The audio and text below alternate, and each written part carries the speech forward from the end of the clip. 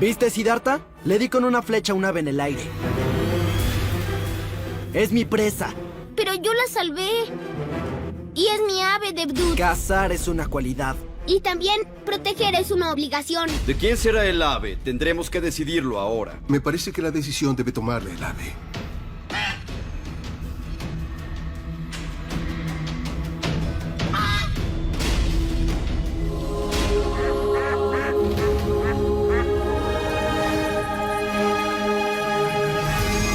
Muy buenas noticias, Rey. Esta tía tendrá otra oportunidad de venir a nombrar otra ceremonia. Majestad, Praya está embarazada. Felicidades, Prayapati.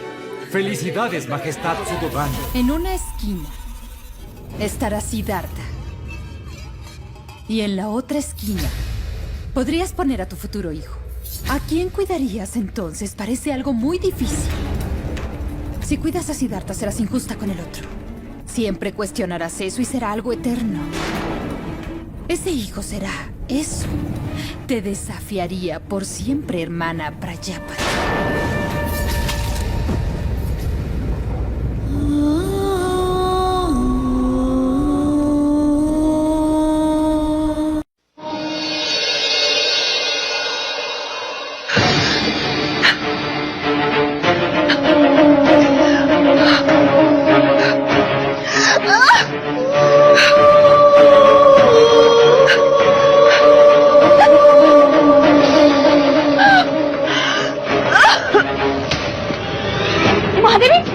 Mahadevi क्या हुआ?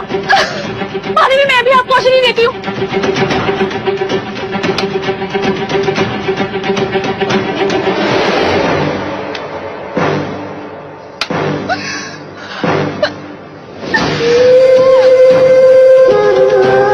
महादेवी ने तो औषधि ली ही नहीं।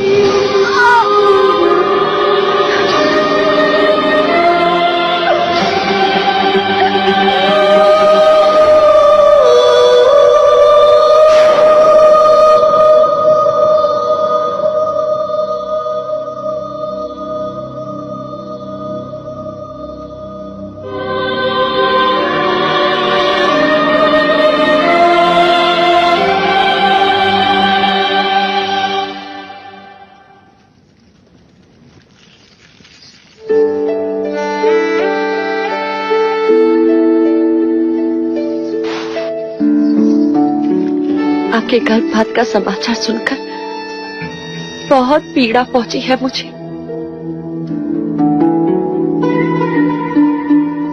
मैंने सारे प्रश्न ही मिटा दिए मंगला दीदी। अब राम कृष्ण को एक साथ एक ही में देखेंगे। बस एक ही आंख होगी शकुन वाली।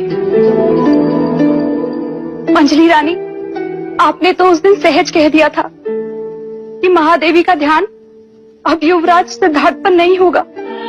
बस तब से कह रही थी कि मंगला दीदी ने मेरी आंखें खोल दी। वैद्य सुश्री ने औषधि दी थी, नहीं ली। और उसी समय इन्होंने संकल्प किया कि जब तक युवराज सिद्धार्थ अपनी शिक्षा पूर्ण नहीं कर लेते, महादेवी की अपनी कोई संतान नहीं होगी।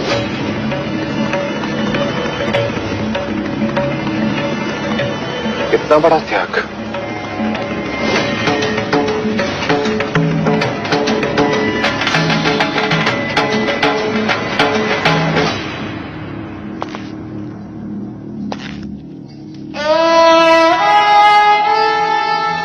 सिद्धार्थ बैरागी न बने, उस पर दुख की छाया न पड़े, इसके लिए मैंने क्या कुछ उपाय नहीं किए। यहां तक कि मैंने यह भी नहीं सोचा कि शाक्य कुल का इतिहास मेरे विषय में क्या कहेगा। परंतु मेरे सभी प्रयत्न पर भारी है तुम्हारा ये त्याग देवी।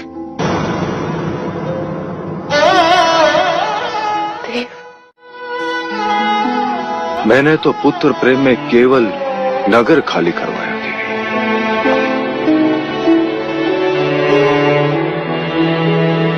परंतु तुमने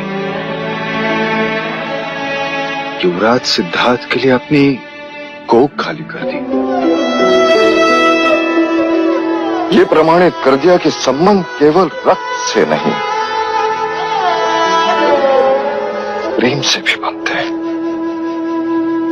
तुम्हारे जैसे मां का दृष्टांत कदाचित ही आने वाले इतिहास में कोई होगा। तुम्हारे इस भीष्म प्रतिज्ञा पर मैं नतमस्तक होती।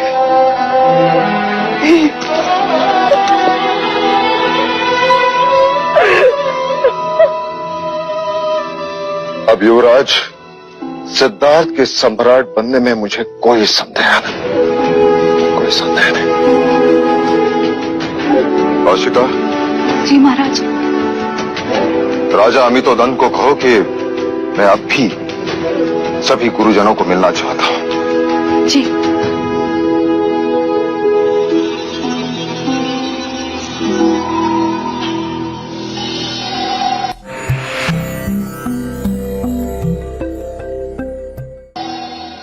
गुरुवर्य कौंडिन्य, कैसे चल रहा है शाक्य कुमारों का प्रशिक्षण?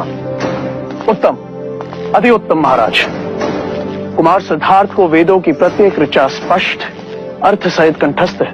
ओम पूर्णमदः पूर्णमिदं पूर्णात् पूर्णमुदच्यते पूर्णस्य पूर्णमादाय पूर्णमेवावशिष्यते।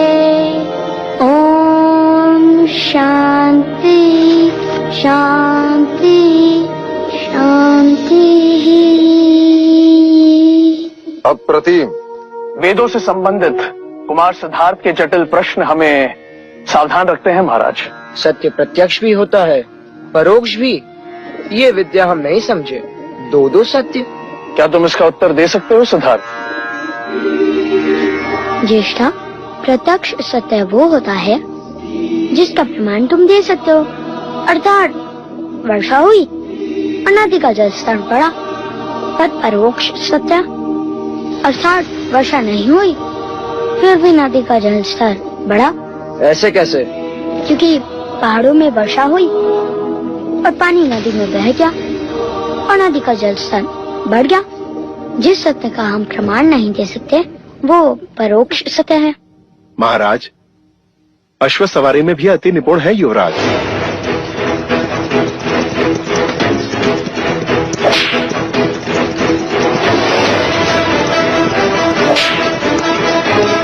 अश्व से मित्रता करना, उसके प्रत्येक संकेत को परखना, उसे थकाए बिना उस पर सवारी करना।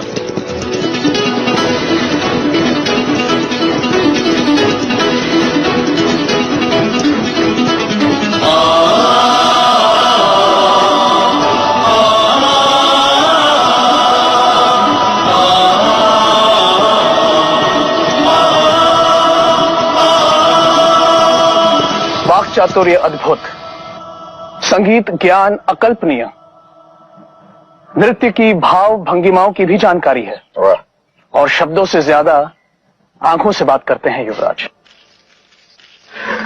और शस्त्राभ्यास आयुध विद्या में कितने पारंगत हैं युवराज?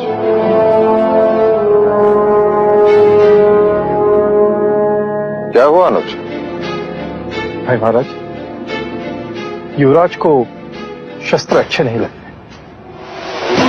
शस्त्र अच्छे नहीं लगते? एक क्षत्रिय को शस्त्र अच्छे नहीं लगते? इसका अर्थ ये नहीं है महाराज कि युवराज को शस्त्र चलाना नहीं आता, परंतु हाँ, शस्त्रों का उपयोग करना उन्हें अच्छा नहीं लगता। हाँ महाराज, केवल यही एक दोष है युवराज में। दोष युवराज में नहीं, दोष आप में है गुरुवर्य। मैंने आपको आदेश दिया था कि युवराज को ऐसा योद्धा बनाओ कि संपूर्ण भारतवर्ष के योद्धा उसके समक्ष नतमस्तक हो। अवश्य ऐसा ही होगा महाराज। मिट्टी में छुपे लोहे से तलवार बनने में समय तो लगता ही है, पर हमें धैर्य रखना होगा।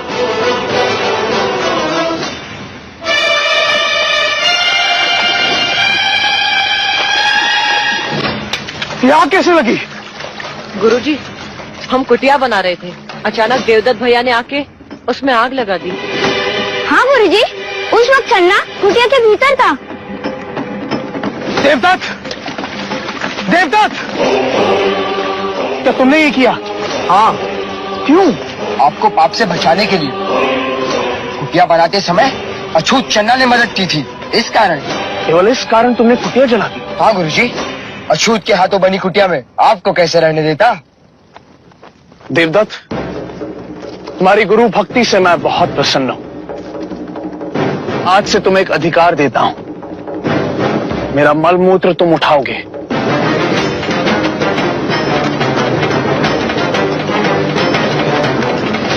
आचार्य, ये क्या कह रहे हैं आप? देवदत्त, क्या मैंने यही शिक्षा दी है तुम्हें? चन्ना साथी पुत्र है, अछूत है। वारण कर्म से होता है, जन्म से नहीं देवदत्त। आचार्य कौंडिन्य, आप ब्राह्मणों के विरुद्ध बात कर रहे हैं। मैं नीति के अनुसार बोल रहा हूं आचार्य। न ब्राह्मण श्रेष्ठ है, न क्षत्रिय, न वैश्य, न शूद्र। सभी एक ही रचना के विभिन्न भाग हैं। ब्रह्मा के शीश से ब्राह्मण पैदा हुए, तो कंधे से क्षत्रिय, उदर से वैश्य और पैरों से शूद्र। तो क्या पैर और शीश की तुलना की जा सकती है? क्या पैरों के बिना शरीर चल सकता है? सोचो, अगर यह अछूत मलमूत्र उठाना बंद कर दे तो क्या राज्य में मलिनता ना होगी? सारे ब्राह्मण, सारे क्षत्रिय रोगी हो जाएंगे। देवदत्त, अपने आप को क्षत्रिय कहने से पहले सोचो कि तुम में कितना मैल है। और आचार्य अश्वपाल, क्षमा कीजिए, विद्यार्थी के समक्ष गुरुजनों का विवाद पक्षपात का संकेत है। उनकी श्रद्धा घटती है। सिद्धार्थ कहाँ है? गुरुजी, उस तरफ जाते हुए देखा था मैंने उसे। देवदत्त, ये कुटिया तुमने चलाई है, अब तुम ही इसे बनाओगे।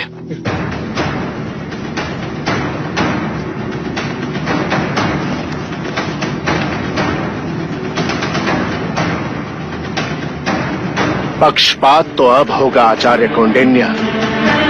देवदत्त को सिद्धार्थ से कुशल ना बनाया तो मेरा नाम आचार्य अश्वपाल नहीं। Esta es la oportunidad del príncipe Devdutt. Tú ya eres mucho más fuerte que Siddhartha. Deberás acabarlo. Si deja de existir Siddhartha, dejará de existir el heredero. Debes fortalecer tu paso hacia el trono.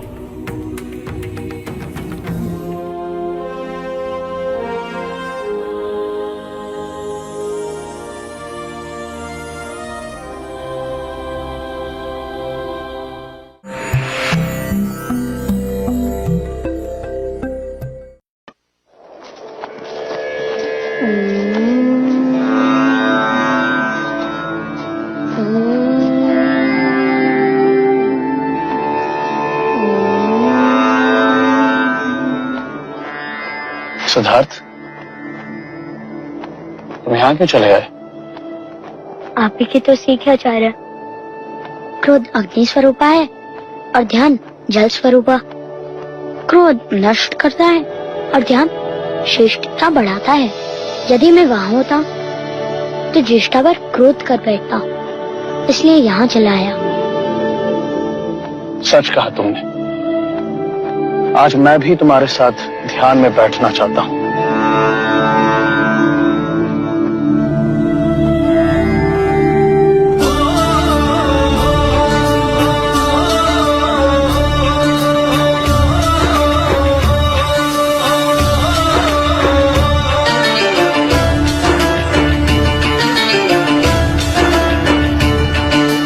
सारे शास्त्र कंठस्थ हुए और जप तप ज्ञान का चलन हुआ।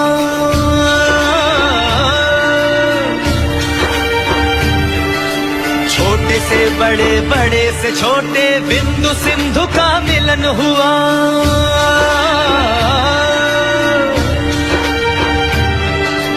बढ़ने लगी सृष्टि की संपदा, मीन विहग सब मिलने लगे। चारों दिशाएं खिली खिली सी, जीव से जीवन बढ़ने लगे, जीव से जीवन बढ़ने लगे।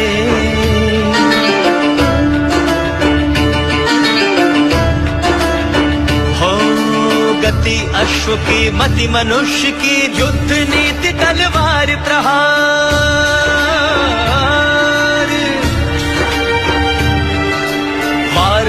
युद्ध का ज्ञान हो गया, बन गए सुख दुख जीत हार।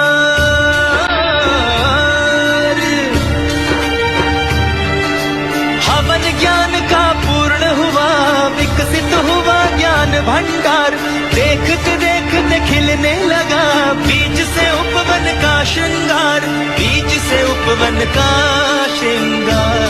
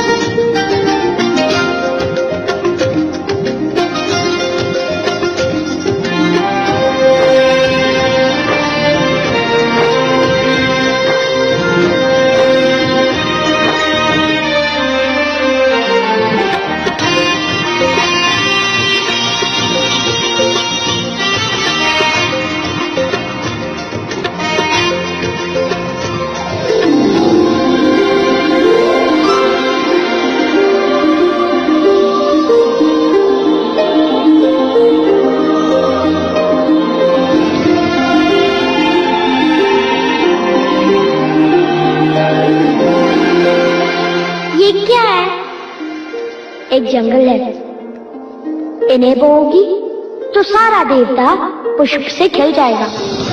देखो सितार, तुम्हारे दिए हुए बीजों से पूरा वन खिल गया है। मैं आ रही हूँ कपिलवस्तु के कुमारों की परीक्षा देखने।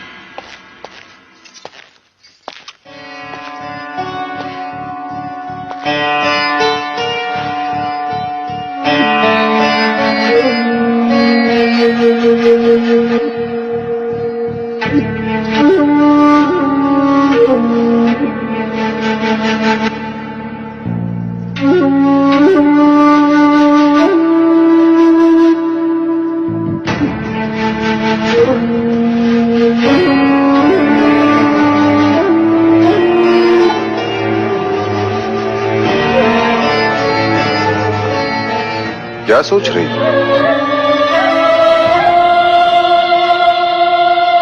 तुम्हारे हाथ कांप रहे हैं? हाँ देव, इस समय मेरा हृदय गगन ढोल से भी अधिक आंदोलित हो रहा है। जिज्ञासा तो सभी को है महादेवी। जिज्ञासा नहीं देव, भय। भय? क्यों? क्योंकि आज सिद्धार्थ के साथ साथ मेरी भी परीक्षा है। केवल तुम्हारी नहीं देवी, मेरी, गुरुजनों की, संपूर्ण शाक्य कुल की परीक्षा है। आज कपिलवस्तु के भविष्य और असित मुनि के वचन दोनों को परखा जाएगा। यदि आज सिद्धार्थ ने अपनी क्षत्रियता का प्रमाण नहीं दिया तो मैं अपने आप को कभी क्षमा नहीं कर पाऊंगी देव। तुम चिंता मत करो महादेवी, जो हवन निष्ठा से किया जाता है उसका फल भी अवश्य मिलता है। तुम केवल इतना सोचो कि हमने एक लोहे के टुकड़े को गुरुकुल भेजा था, अब तलवार देखने जा रही हो। चले।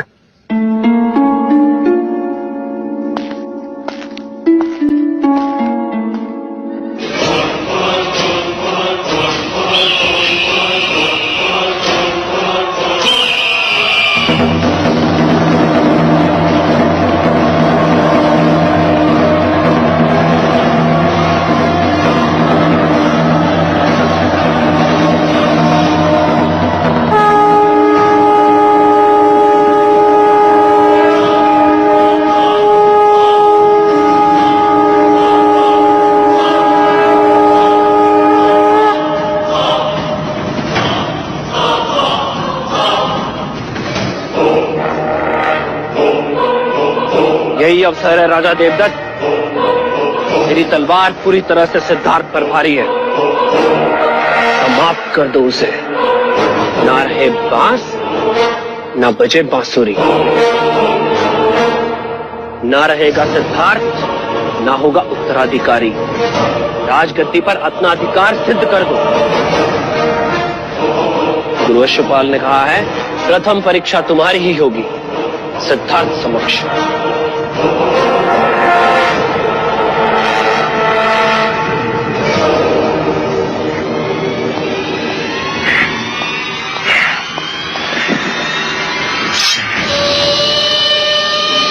तो ये तलवार सिद्धार्थ के रक्त से भीतर ही शांत होगी। Siddhartha, al volver, esta máscara es para ti.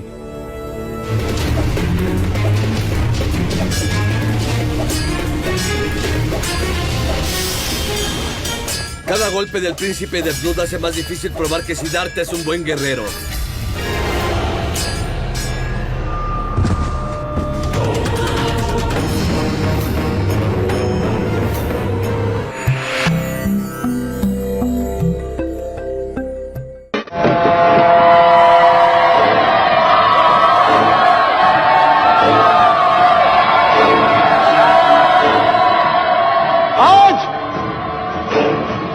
दो की जोड़ियों में प्रतियोगिता होगी। जो श्रेष्ठ होगा वही दूसरी प्रतियोगी के साथ युद्ध करेगा।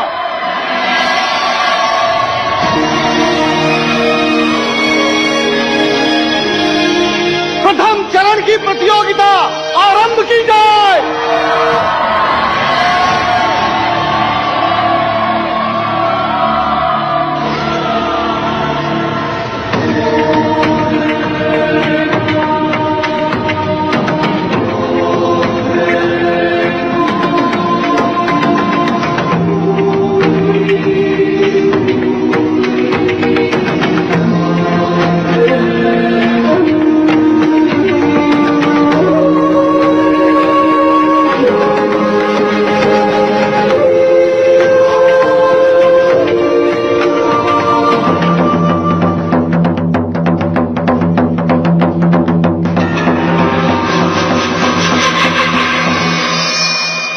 साम दाम दंड भेद मार्ग जो भी हो, परंतु सर्वश्रेष्ठ मेरा देवदत्त ही होना चाहिए।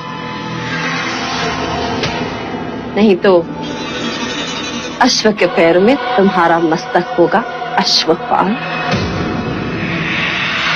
आप निश्चिंत रहे मंजली रानी, देवदत्त ही सर्वश्रेष्ठ होगा। उनकी विजय से ही तो मैं भी कौंडिन्य के सामने सर्वश्रेष्ठ बन पाऊंगा।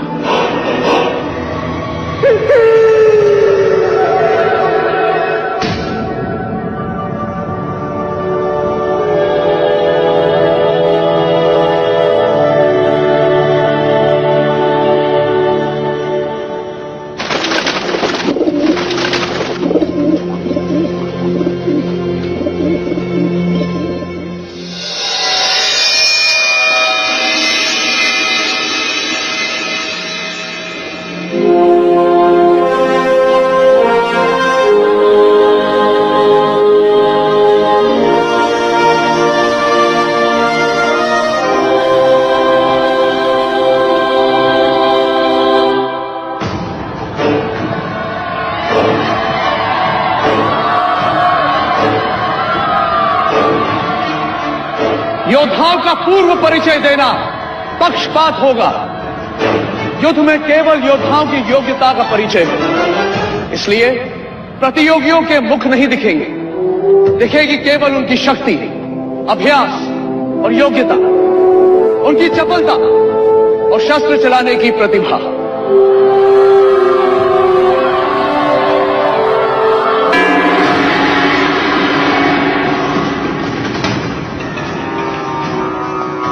अपने शत्रु को समाप्त करने की तैयारी कर लो देवदत्त। राजगद्दी और तुम्हारे बीच केवल एक तलवार जितनी दूरी है।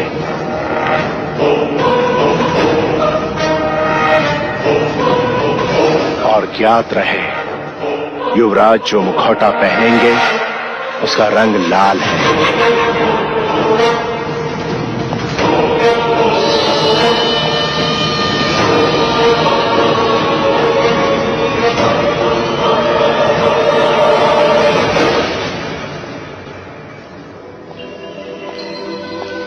सिद्धार्थ, ये मुखौटा तुम्हारे लिए।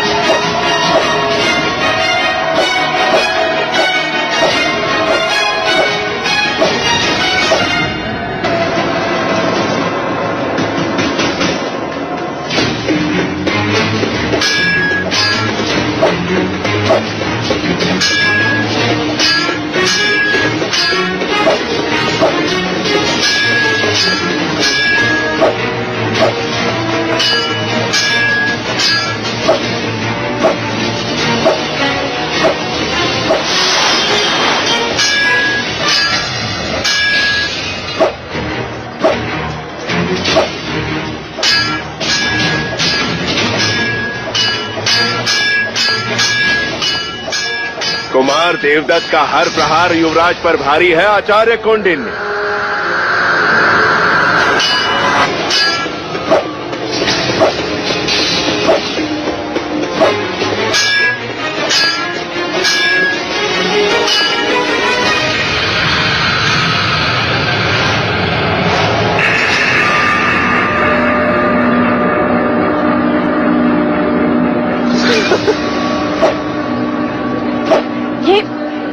ये छल है। युद्ध में सब क्षमा है प्रजापति। किंतु यह केवल प्रतियोगिता है।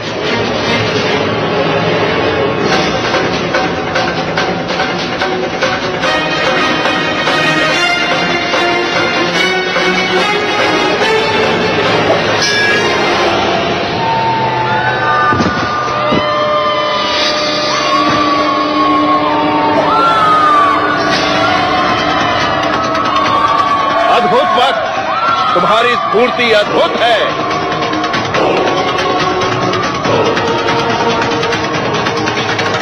क्या कहना है आचार्य कौंडिन्य देवदत्त के बारे में? निसंदेह अद्भुत प्रदर्शन था।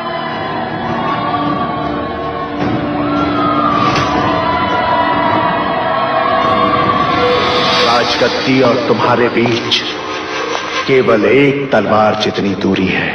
युवराज जो मुखौटा पहनेंगे उसका रंग लाल है।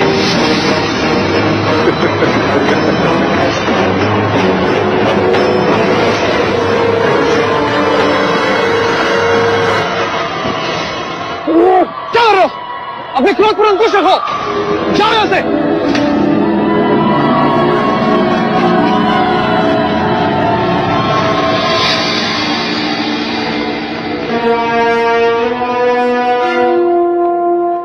और आज की हमारी प्रथम प्रतियोगिता के विजेता है युवराज सिद्धार्थ।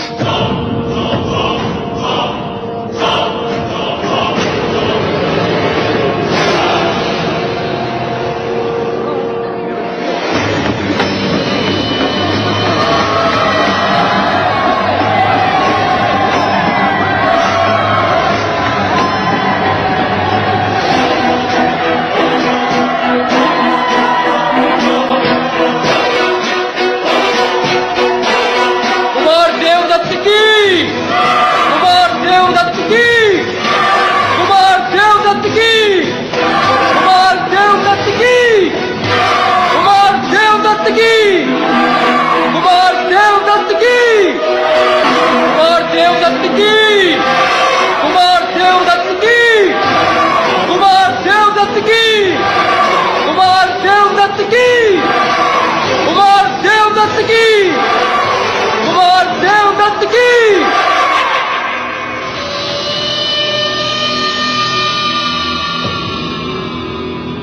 युवराज दिखाई नहीं दे रहे।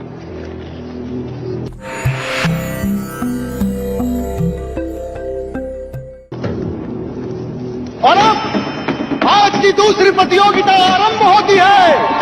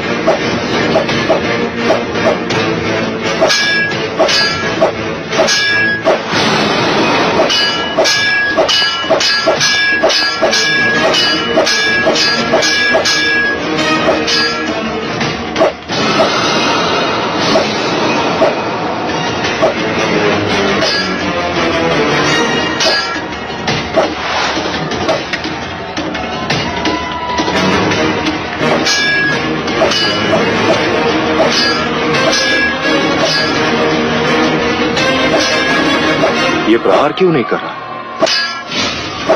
शत्रु को थकाना ये भी युद्ध की एक नीति है राजन।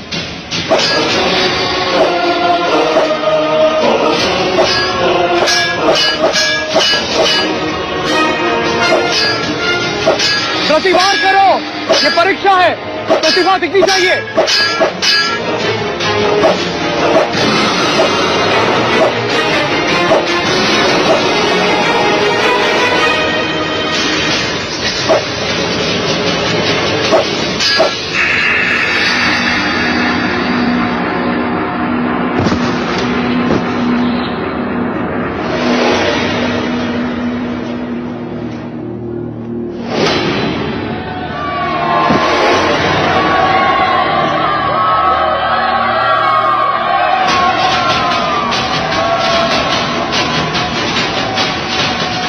कदाचित मानाम भी जीत गए थे तक। अब कोई अंतर नहीं पड़ता कि किसकी जीत हुई और किसकी हार। सिद्धार्थ की पराजय हुई, यही हमारी सबसे बड़ी विजय है। पता नहीं महाराज को जब ये मालूम होगा तो क्या होगा। सिद्धार्थ। और आज के एक और विजेता है युवराज सिद्धार्थ गौतम।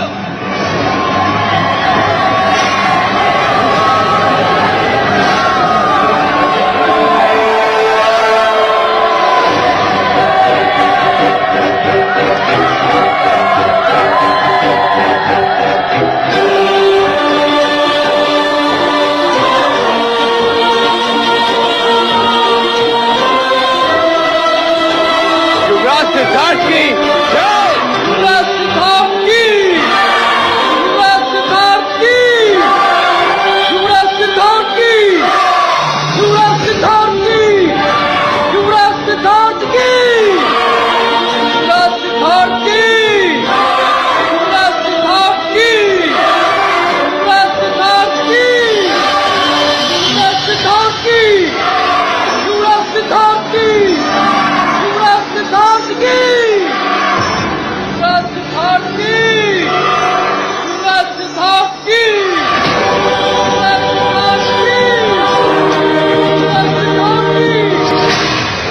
इसका मतलब वो लाल मुखौटे में सिद्धार्थ नहीं था।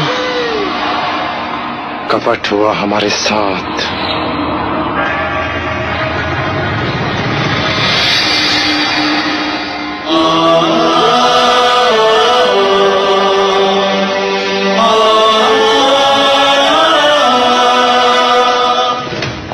आपने तो कहा था कि लाल मुखौटे में सिद्धार्थ है, तो वो बदल कैसे गया? इसका उत्तर मैं देता हूं आचार्य अश्वपाल। वो मुखौटा लेकर जब मैं युवराज को देने गया, सिद्धार्थ, ये मुखौटा तुम्हारे लिए। गुरुदेव, मेरे मुखौटे का बांध तो टूट गया। कोई बात नहीं, तुम सिद्धार्थ का मुखौटा ले लो। जल्दी करो, प्रतियोगिता का समय हो गया है। जी गुरुदेव।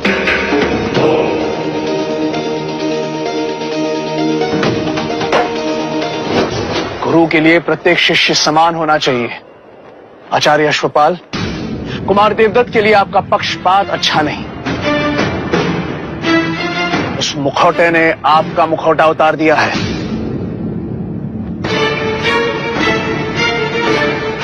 और Kumar Devdutt,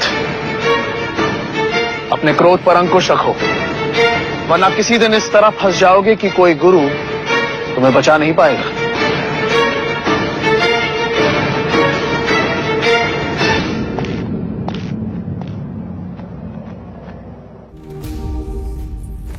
Al volver,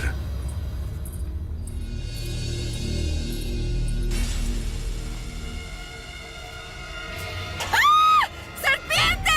¡Serpiente! ¡La serpiente ha mordido al príncipe! ¡La serpiente ha mordido al príncipe! ¡Alteza! ¡La serpiente ha mordido al príncipe! ¡Levántalo! ¡Rápido! ¡Lleva al príncipe adentro! ¡Y llama al médico de inmediato!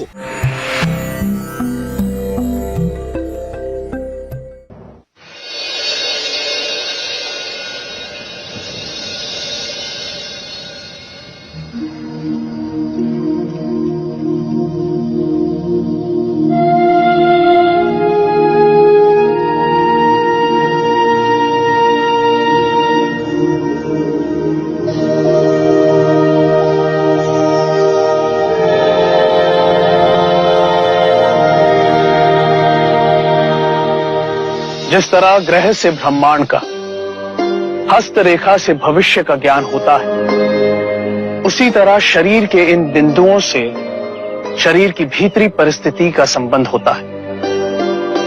जैसे नाड़ी परीक्षा से चिकित्सक को हृदय की गति का ज्ञान होता है। ये शरीर 10 भागों में विभाजित है।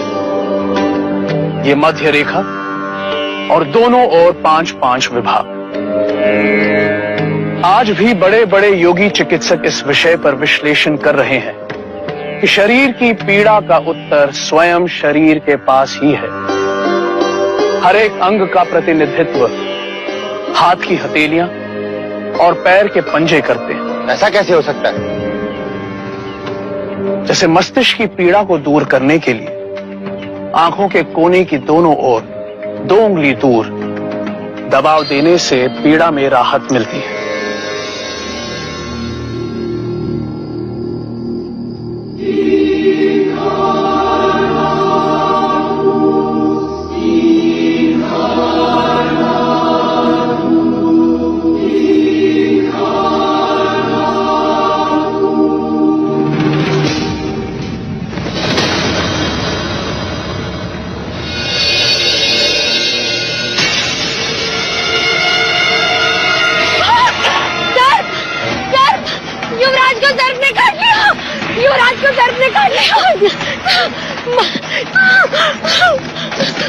महाराज, युवराज के सर्प ने काट लिया। युवराज को भीतर ले चलो और राजवैद्य को तुरंत बुलाओ।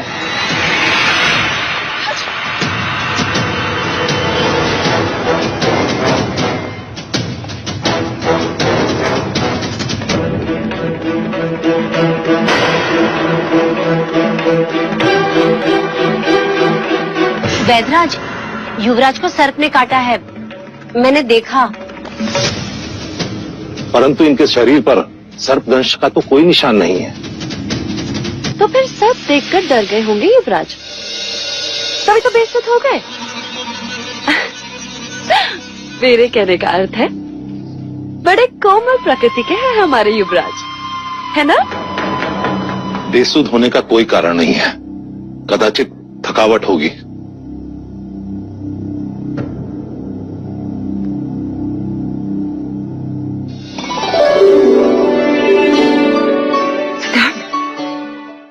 अब कैसा लग रहा है युवराज? क्या हुआ था? कुछ नहीं। कुछ नहीं तो अचानक बेसुध कैसे हो गए? चिंता का कोई कारण नहीं है पिताजी। सिद्धार्थ पुत्र। माँ, इस समय मैं आपको कुछ भी नहीं बता पाऊंगा। मुझे तुरंत आचार्य कौंडिन्य के पास जाना होगा। चलो चन्ना। सिद्धार्थ, ये तो बताओ हुआ क्या? निश्चिंत रहे पिताजी, लौट कर बताऊंगा सब कुछ।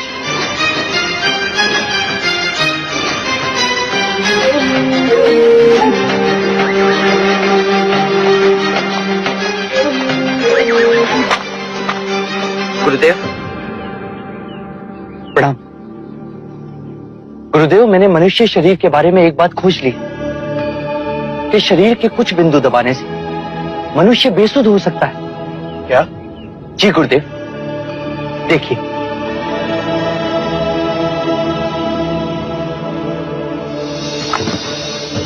इसे क्या हुआ? चिंता की कोई आवश्यकता नहीं है गुरुदेव। कुछ पल पश्चात इसे सुध आ जाएगी। कैसे कह सकते हो? प्रथम प्रयोग मैंने स्वयं पर किया गुरुदेव। कल रात में बेसुध था। अब हमें युद्ध में शत्रुओं को मारने की आवश्यकता नहीं पड़ेगी।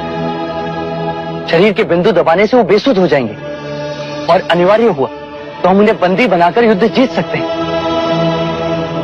तुम सच में करुणा मूर्ति हो सिद्धार्थ, जो युद्ध में भी अहिंसा को ढूंढ रहे।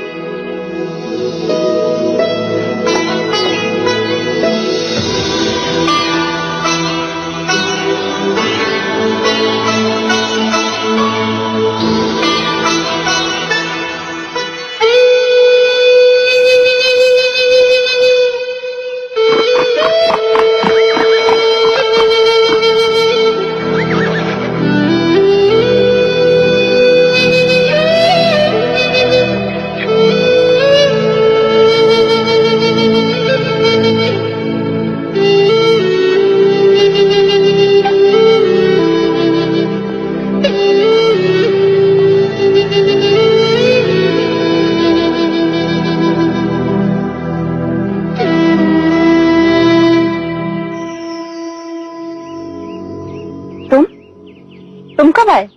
जब आप बांसुरी वादन में लीन थी। माँ, मैंने बहुत बार देखा है, जब भी आप आनंदित होती हैं या निराश होती हैं या जब स्वयं को अकेला पाती हैं, तो आप इस पेड़ के नीचे आके बैठ जाती हैं। आप क्यों बैठती हैं माँ? इस पेड़ में ऐसा क्या है? ये माया है, मेरी बड़ी बहन। इस पेड़ का नाम मैंने माया रखा है। इस पेड़ के साथ मेरी बहन जुड़ी है। ये परिवार का एक सदस्य है। बड़ों की तरह हमें छाया प्रदान करता है। ये जीवन भी देता है। पक्षियों के सुर में संगीत सुनाता है। मानो हमारा ख्याल रख रहा हो। जगमग है जिससे जग सारा, कथा पुरुषार्थ कथा।